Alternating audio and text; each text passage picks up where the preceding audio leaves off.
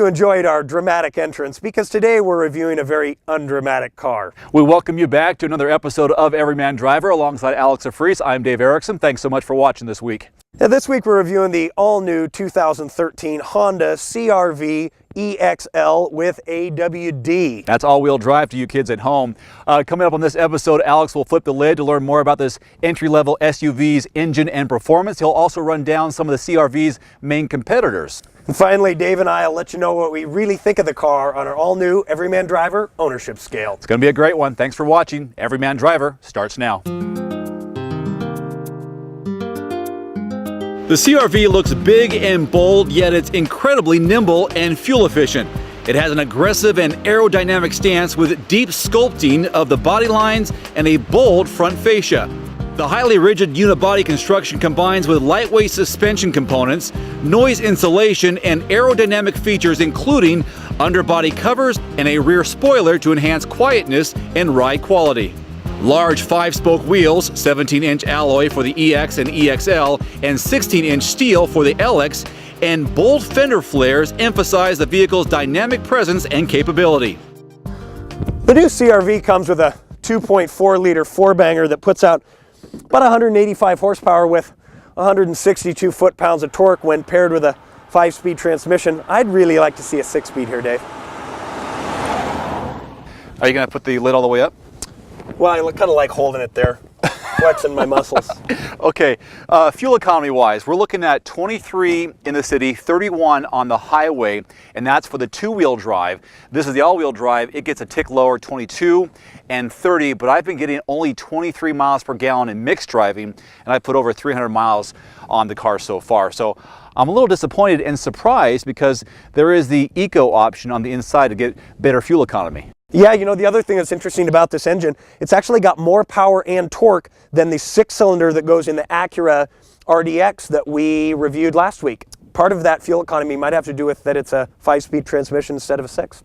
The CR-V lineup for 2013 carries over from last year. You have 3 trim levels, the LX, EX, and the EXL, which is our tester right here, and each has the option of going either two-wheel drive or all-wheel drive.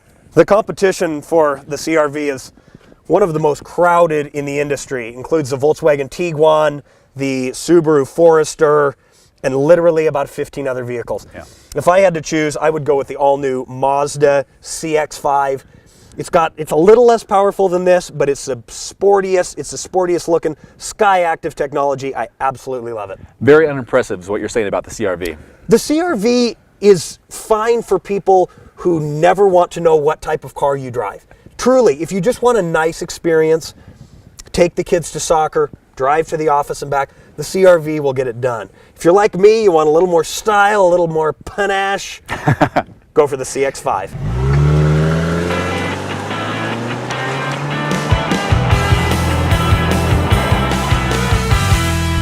When it comes to ride and handling, Alex and I agree. 3 things. The steering is light, the suspension is a little bit harsh, but it's a fairly quiet ride. Yeah, overall this is pretty comparable to what you're going to get from, say, a RAV4 or you know, the offerings from Nissan or Subaru. In a car like this, which really is never going to go off-road, let's be honest, I would like to see the suspension be a little softer, a little more forgiving. We're on a bumpy road right now, and it's just a little jarring. You might even be able to see the camera going up and down a little bit as we go over these bumps.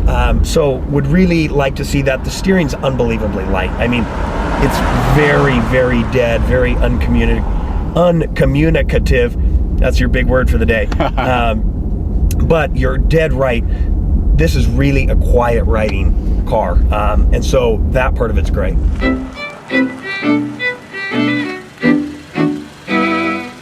The CR-V's small on the outside, big on the inside packaging is one of the keys to success and why it's such a popular vehicle in America and around the world. Alex, how's it feel back there?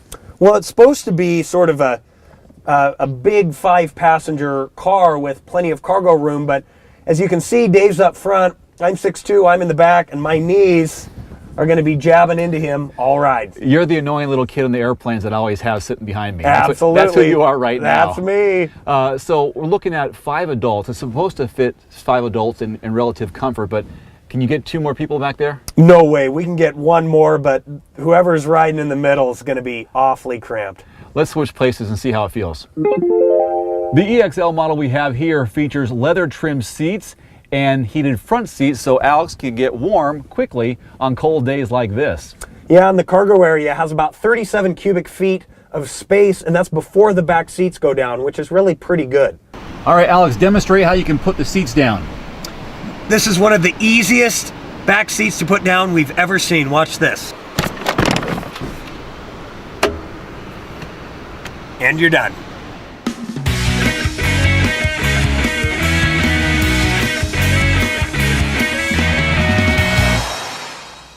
Okay, so we're discussing the Everyman Driver ownership scale right now.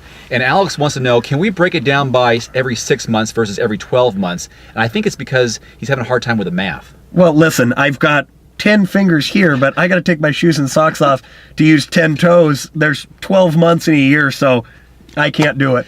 The Everyman Driver ownership scale is a scale of 0 to 72 months of ownership. How many months would you want to own a car? And we break it down up to 72 months because that's how long people are hanging on to new cars these days. Yeah. So if you're going to rate this vehicle on 0 to 72 months, what are you going to give it? I'm going to give it 36 out of 72 months, which, if I am correct, is exactly halfway. I'm going to give this car essentially 5 out of 10 because it's just that. It's exactly in the middle.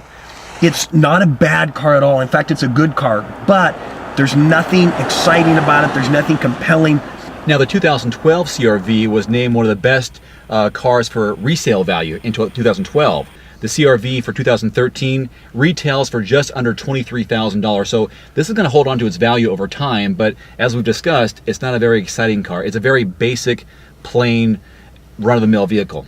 Yeah, and you know, a lot of that resale value has to do with the Honda badge, which again is a great brand. It's going to last forever, and the resale value is going to be good, but you're not going to drive down the street and have the little kid go, whoa, that's a Honda.